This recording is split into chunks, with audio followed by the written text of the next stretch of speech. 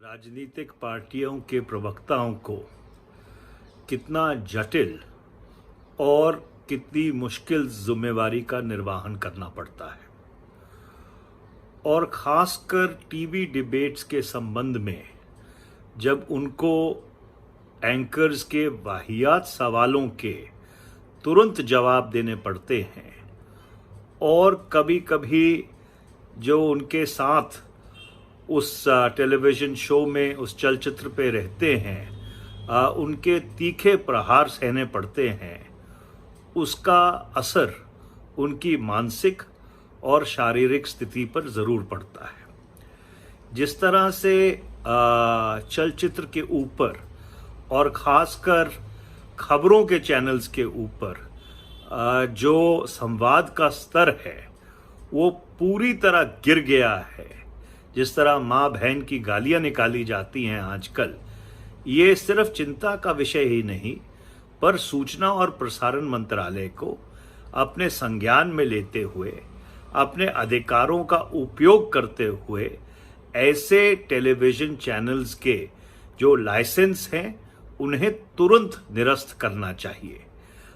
इस तरह का संवाद जो आजकल चलचित्र के ऊपर खासकर न्यूज़ चैनल्स पे देखने को मिलता है, इससे ना ही देश की राजनीतिक पृष्ठभूमि और ना ही सामाजिक पृष्ठभूमि सुधरती है या कोई रचनात्मक बहस हो पाती है। श्री राजीव त्यागी जी को सच्ची श्रद्धांजलि यही रहेगी कि इस तरह की नकारात्मक बहस हमारे चलचित्र के ऊपर तुरंत बंद होनी चाहिए। मैं अपनी ओर से उनके परिवार की तरफ, उनकी धर्मपत्नी जी को, उनके बच्चों को सांत्वना व्यक्त करता हूं। भगवान श्री राजीव त्यागी जी की आत्मा में स्थान दें। साथियों, राजीव त्यागी जी प्रखर वक्ता होने के साथ साथ एक सच्चे देशभक्त भी थे, और कल अंतिम डिबेट में उनके ऊपर क्या दबाव रहा होगा ये कांग्रेस पार्टी के प्रवक्ता होने के नाते मैं महसूस कर सकता हूं। ये दबाव हमारी धैर्य की, हमारी सहनशीलता की परीक्षा देने के समान होता है। साथियों, सबसे पहले तो डिबेट का टाइटल ऐसा चुना जाता है जिससे समाज में बंटवारा हो सके, जिसमें भाई से भाई को लड़वाया जा सके, जिससे समाज के बीच में वैमनस्य पैदा हो सके।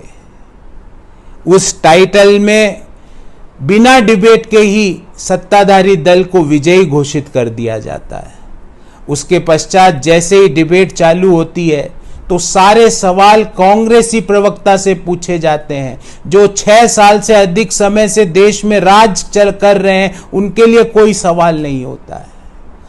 जब सत्ताधारी दल के लोग हमारे ऊपर ओछी टिप्पणियां करते हैं, हमें गाली देते हैं, हमारे माता पिता के लिए ओछी बातें कहते हैं, हमारे शीर्ष नेतृत्व के लिए ओछी बातें कहते हैं, हमारे धर्म के लिए ओछा बोलते हैं, हमारे पहनावे पे ओछी बातें करते हैं, हमारे सिर पे लगे हुए तिलक के लिए ओछी बातें करते हैं, उनको कोई नहीं रोकता है। पहली बात तो हमें वापस जवाब देने का समय ही नहीं, पर्याप्त समय ही नहीं दिया जाता है, और अगर पर्याप्त समय दे दिया जाता है तो हमारी आवाज को धीमे कर दिया जाता है। अगर आवाज धीमे नहीं की जाती है तो अचानक से ब्रेक लेने का याद आ जाता है। अगर ब्रेक नहीं लेते हैं तो तकनीकी कारणों से हमारे से संपर्क टूट जाता है। क्या इन सब चीजों के लिए हमारे पुरखों ने आजादी की लड़ाई लड़ी थी? क्या इसके लिए हमारे पुरखों ने हमको हमारा संविधान दिया था? आप सोचिएगा साथियों। फिर एक कांग्रेसी प्रवक्ता के सामने डिबेट में 3 से 4 घोषित अघोषित प्रवक्ताओं को बैठा दिया जाता है। एक प्रवक्ता भारतीय जनता पार्टी के रूप में, एक प्रवक्ता आरएसएस के प्रवक्ता के रूप में, एक प्रवक्ता इंडिपेंडेंट एक्सपर्ट, जो इंडिपेंडेंट एक्सपर्ट नहीं होता है वो भाजपा का कई मायनों में सदस्य निकलता है। क्या ये डिबेट का स्तर है? क्या इसके लिए हम डिबेट करने जाते हैं? मैं आपसे पूछता हूं, पिछले 15 से 20 दिनों में क्या आपने कोई प्राइम टाइम डिबेट देखी राष्ट्रीय शिक्षा नीति पर? मैं आपसे पूछता हूं, पिछले 15 से 20 दिनों पे क्या आपने जो एनवायरमेंटल लॉज में जो फेरबदल करने का प्रयास किया जा रहा है उसके ऊपर कोई डिबेट देखी? आपका उत्तर होगा नहीं। राजीव त्यागी जी को सच्ची श्रद्धांजलि यही होगी कि हम सब सही मुद्दों पर और सही मायने में और संतुलित डिबेट करें। यही राजीव त्यागी जी को सच्ची श्रद्धांजलि होगी। बहुत बहुत धन्यवाद। जय हिंद। पत्रकारिता को लोकतंत्र का चौथा स्तंभ कहा जाता है, लेकिन आज देश में नफरत फैलाने का काम, बंटवारा करने का काम, चाहे धर्म के नाम पे हो, जाति के नाम पे हो, चाहे क्षेत्र के नाम पर हो, भाषा के नाम पर, मीडिया और टेलीविज़न के माध्यम से सबसे ज़्यादा हो रहा है। राजनीतिक दलों की, न्यूज़ चैनल्स की, एंकर्स की और सभी राजनीतिक दलों के प्रवक्ताओं की तो ये जिम्मेदारी बनती ही है कि ये जहर उगलने वाली डिबेट और बहस ना करें, कि गाली गलौज के माध्यम से एक दूसरे को उकसाने का काम ना करें, उत्तेजित करने का काम ना करें। खामियाजा भुगता है हमने, राजीव त्यागी जी बीच में नहीं है हमारे अब, लेकिन इसी के साथ साथ एक समाज के रूप में भी आज ये प्रश्न उठ रहा है जिस पर हमें सोचना पड़ेगा, आत्मचिंतन करना पड़ेगा कि किस तरह की बहस को हम प्रोत्साहित करें और किस तरह की बहस का हम बहिष्कार करें। जितना कटु से कटु बोलता है आदमी, जितनी गाली देता है, आजकल माँ बहन की गाली दी जा रही है, जितना खराब एक दूसरे के बारे में कहता है उतना ही चैनल को ज़्यादा टीआरपी मिलती है। ऐसा क्यों है?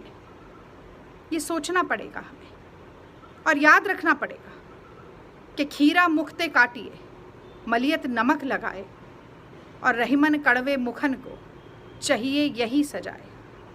इसे याद रखें और कार्य सुधारें। यही त्यागी जी को सच्ची श्रद्धांजलि होगी। नमस्कार। कल कांग्रेस पार्टी के योद्धा, जाबाज सिपाही, मेरे बड़े भाई, कम्युनिकेशन डिपार्टमेंट के हम सफर श्री राजीव त्यागी हमारे बीच में नहीं रहे। त्यागी भाई हमेशा कहते थे, जयवीर ये विधि का विधान है, भाग्य को कोई बदल नहीं सकता। मृत्यु किस वक्त आनी है, क्यों आनी है और कब आनी है, यह सब पहले से तय है। पर आज उनके चले जाने पे एक विषय पे चर्चा होनी बहुत जरूरी है कि आज टीवी डिबेट्स हैं जो, वो तथ्य पे नहीं बल्कि शोर शराबा, व्यक्तिगत हमले का तड़का लगाने वाली एक अखाड़ा और एक दंगल बन चुकी है। इन जहरीली टीवी डिबेट्स पे सत्य उजागर नहीं होता बल्कि सनसनी फैलाई जाती है। और ये विषय इसलिए अहम है अब चर्चा करनी क्योंकि ये प्रवक्ता की सेहत को, दर्शक की सेहत को और एंकर की सेहत पे भी असर सीधा सीधा डालता है। जो एक प्रवक्ता या एंकर अमर्यादित होके एक दूसरे को ज्यादा नीचा दिखाता है, उसकी वाहवाही होती है और उतनी ही सनसनी और टीआरपी ऊपर हो जाती है। ये रुकना होगा और ये अहम है, जरूर रखें। इसलिए मैंने व्यक्तिगत तौर पे भाजपा सरकार को, मंत्री श्री प्रकाश जावड़ेकर जी को एक पत्र लिखा है और दरखास्त की है कि कोड ऑफ कंडक्ट, एक एडवाइजरी जारी की जाए हर मीडिया चैनल को कि बहस का एक स्तर होना चाहिए। चाहे प्रवक्ता हो, एंकर हो या इंडिपेंडेंट एक्सपर्ट हो, वो मान सम्मान और भाषा की मर्यादा लक्ष्मण रेखा को लांघ नहीं सकते। हर मीडिया हाउस को ये कड़ा संदेश पहुंचना चाहिए कि एक अच्छी डिबेट कराना, सेहतमंद डिबेट कराना उनका कर्तव्य है और दायित्व है और ये जिम्मेदारी सब पे लगती है, किसी एक व्यक्ति पे नहीं लगती। तो मैं उम्मीद करता हूं कि भारत की जो भाजपा की सरकार है वो डिबेट्स में और जो स्टैंडर्ड होना चाहिए उन पे लागू करेगी और जल्द से जल्द, ताकि तथ्य, सत्य और जो सहनशीलता और जो परिभाषा है, एक अच्छा उदाहरण उन डिबेट्स में देखने को मिले, ये तय करना उनकी जिम्मेदारी है और मीडिया हाउसेस की भी जिम्मेदारी है। तो त्यागी भाई, आप मेरी प्रार्थनाओं में, मेरी यादों में सदा बने रहेंगे। भारतीय राष्ट्रीय कांग्रेस और मैं आपके ऋणी हैं और सदैव आपके ऋणी रहेंगे और कभी भी आपको नहीं भूलेंगे।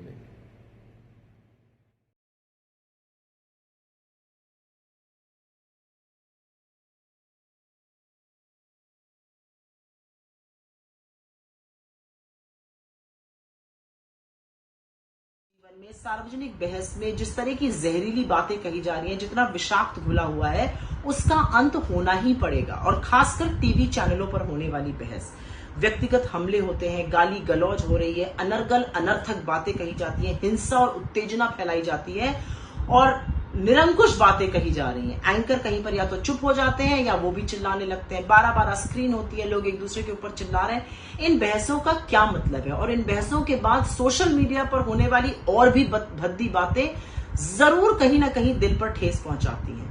मैं तो टीवी जगत से ही आई हूं, एडिटर रह चुकी हूं, एंकर रह चुकी हूं और कहीं पर दिल पर हाथ रख के ये बात कहूंगी कि बहस को गरिमामय बनाना और का दायित्व हम सब पर है, सब वक्ताओं पर है, सब पैनलिस्ट पर है, लेकिन इसकी सबसे बड़ी जिम्मेदारी, इसका सबसे बड़ा दायित्व कहीं ना कहीं टीवी एंकरों पर है। आप पर जिम्मेदारी है कि आप निरंकुश प्रवक्ताओं पर, निरंकुश पैनलिस्ट पर अंकुश लगाइए, बहस को गरिमामय बनाइए और बहस को पुनः एक विचारधीन बहस बनाइए जिसपे मूल मुद्दों पर बात हो, जिसपे असल मुद्दों पर बात हो, कोई निष्कर्ष निकले, कोई सोल्यूशन निकले, सिर्फ गाली गलौज करने का एक माध्यम मात्र न रह जाए।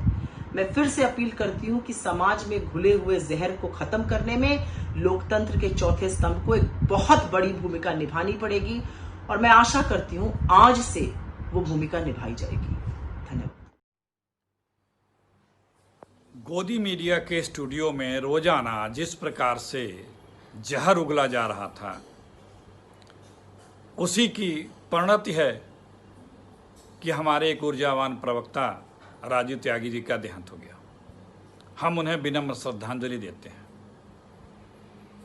हम उन्हें भूल नहीं सकते कि किन परिस्थितियों में उनकी जान गई और उनके जो जिम्मेदार ये चैनल्स हैं, ये जहर उगलने वाले एंकर्स हैं, ये जहर और नफरत फैलाने वाले भाजपा और आरएसएस के प्रवक्ता हैं, इन पे अब नकेल लगाने, रोक लगाने की आवश्यकता हो गई है।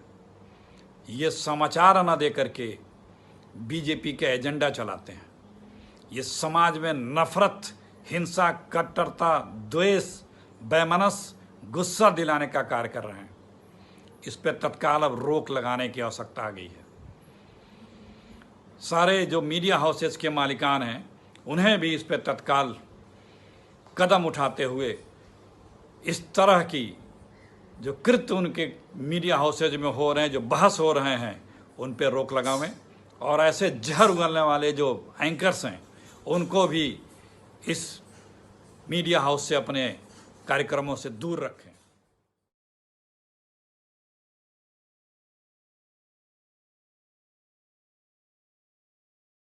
नहीं है हिंदू बोलने का। और ये जयचंद 3-4 बार उसने जयचंद बोला। लेकिन मुझे ये लगा कि मेरा पति इतना स्ट्रांग है कि वो इसको मतलब कर लेंगे, फेस कर लेंगे, क्योंकि हमेशा समय पासवान के ऊपर डोमिनेट किया। मैं तो डिबेट हमेशा कभी, मैंने आपसे क्या रिकॉर्ड है, मेरा डिबेट छोड़ी नहीं थी, सारे काम छोड़ के सिर्फ डिबेट देखती थी, इसलिए कि क्योंकि मैं ही सबसे पहले बताती थी कहाँ पे क्या सही है, कहाँ क्या गलत है। पानी भी 2-3 बार पिया उन्होंने, पानी नॉर्मली पी लेते हैं।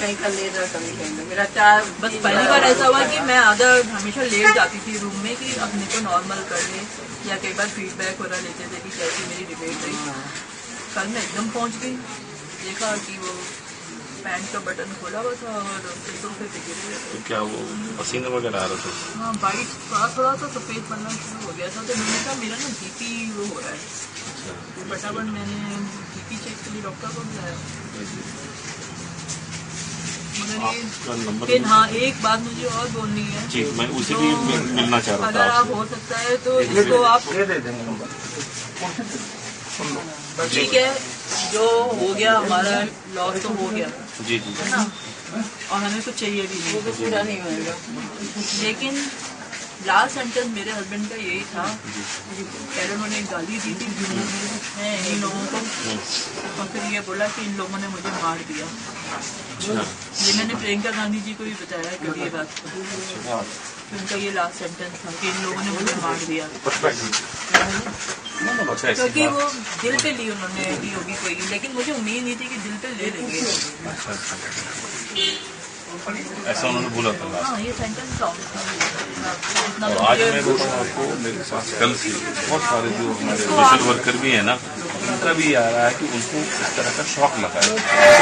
जानकारी लेना चाह रहा था क्या इस तरह की कोई घटना हुई थी जो आप बता रही हैं। लेकिन मुझे इस शौक की उम्मीद नहीं थी कि ऐसा